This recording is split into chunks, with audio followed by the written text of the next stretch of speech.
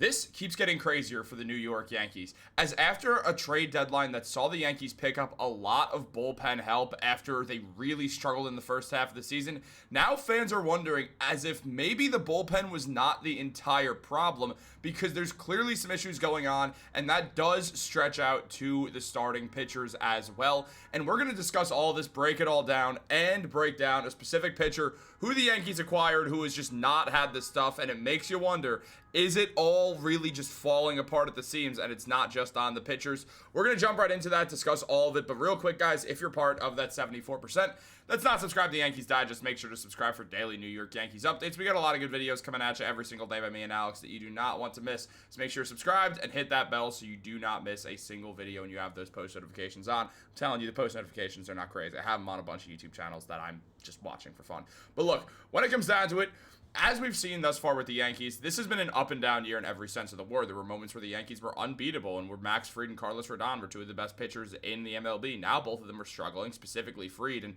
on top of that, the bullpen has been a nightmare. The Yankees went in with a nasty bullpen going into the season, and now things have just completely fallen apart at the seams, and the bullpen's been absolutely nothing short of terrible. There's been a lot of fear surrounding the Yankees bullpen and what the hell is going wrong with that bullpen. But when you look at the top or the bottom 10 bullpens in the MLB, the Yankees are ninth. They have the ninth worst bullpen in baseball right now. Things are not looking good for the Yankees at all.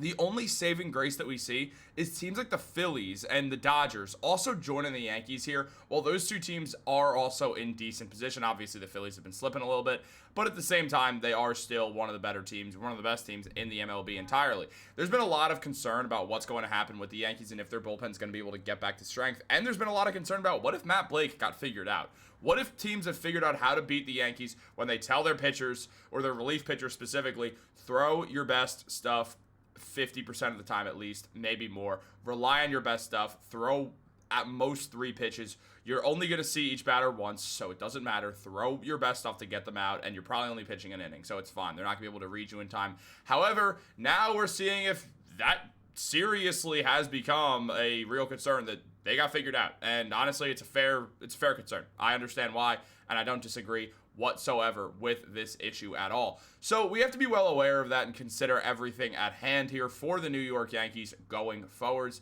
Now look, I don't think the Yankees bullpen got figured out. I think their bullpen just sucks right now. I think Aaron Boone's a terrible manager, and that's part of it. I've said this before, I'll say it again. When it comes to the best managers in the MLB, Aaron Boone actually is the 30th best manager in the MLB, which doesn't sound too bad until you realize there's 30 managers in the MLB. But I just love to make that joke. There's been a new staple of this issue as well. With an up and down situation going on, Camilo Doval has really explained this fully well with the way that he's pitched with the Yankees, which has been terribly, in fact. Now, when we look at Doval's numbers with the Giants when the Yankees acquired him, he was good. He wasn't world-beatingly great. He had a 3.09 ERA and 50 strikeouts in his 47 appearances. He was a strikeout artist, which the Yankees wanted. They wanted a swing and miss guy.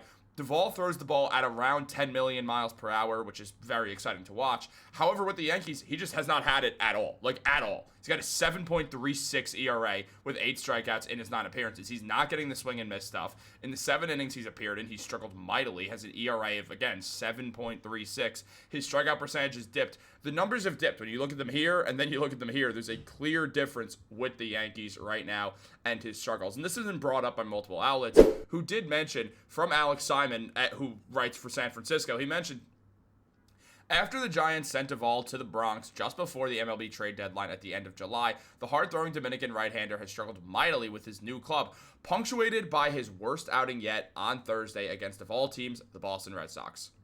Now, on top of that, Max Goodman also discussed this outing, saying, Camilo Doval's struggles with the Yankees continue. He comes in, and after a groundout, he gave up an infield single. He balked, he walked a batter, and then allowed a game-tying RBI single. Doval heard some boos coming off of the mound when Aaron Boone made the call to the bullpen. So Doval is struggling. Yankee fans are not standing for it. And as FanSide had mentioned, the Giants FanSide page, they said the Giants saw just about every version of Doval since he was called back up in 2021.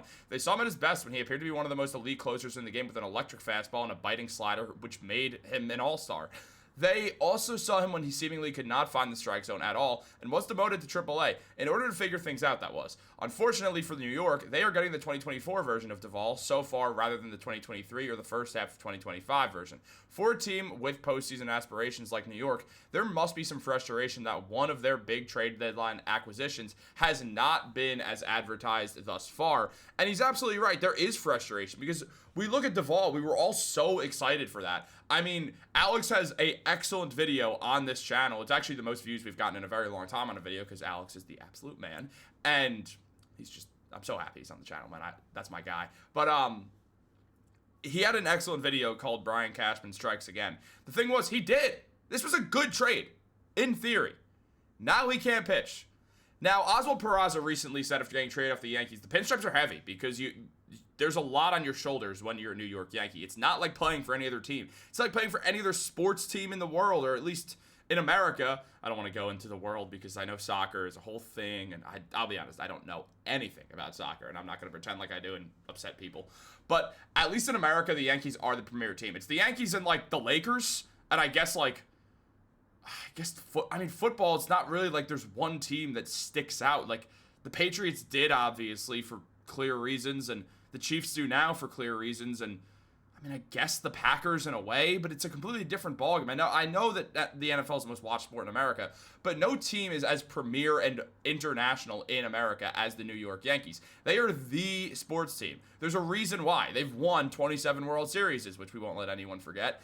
And because of this, there's an expectation that when you show up, you have to be your best self. And some people, they can't handle the pressure. Is that the case with Doval, or is Doval just struggling for really no real reason? But he's not the only one who this has happened to. This happened to Jake Bird, who the Yankees paid a lot for to land.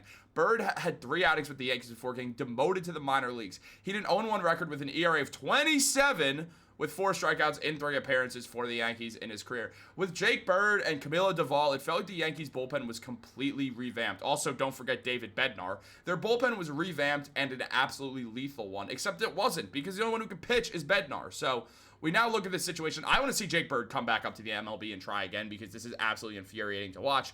And then when you look at the Yankees starters, the situation isn't exactly great. Max Fried was dominant. Now he's got an ERA of 3.26 because the man can't pitch because he's got a blister on his hand. He's completely falling apart at the seams. That's not fun. Carlos Rodon has come back to earth a little bit, though he's been solid. Will Warren, again, the ERA is elevated, but he's had great moments with the Yankees and has been doing better and better with the tutelage of Gerrit Cole teaching him throughout. And then, I mean, Schlittler's been great. He's been awesome. Absolutely phenomenal. Downright awesome. And also Luis Gil's figuring it out, which is a huge relief. But our 2 aces are doing nothing right now, and it's not really, to say Rodon's doing nothing isn't perfect, but he's not doing well. Fried is terrible right now, and again, I think it's because of the blister, but it's getting really upsetting to watch because his WAR is going down, and it's just something. Right now with the Yankees pitching, it feels like there's a world that Matt Blake got figured out. Now, I'm not saying that's definitely the case, but I think we do have to prepare ourselves for that actual scenario. What do you guys think? Let me know in the comments down below. Like this video, subscribe, turn on post notifications. Have a great day, and go Yankees. I swear if we keep losing to the Red Sox, I'm going to bash my head into this computer.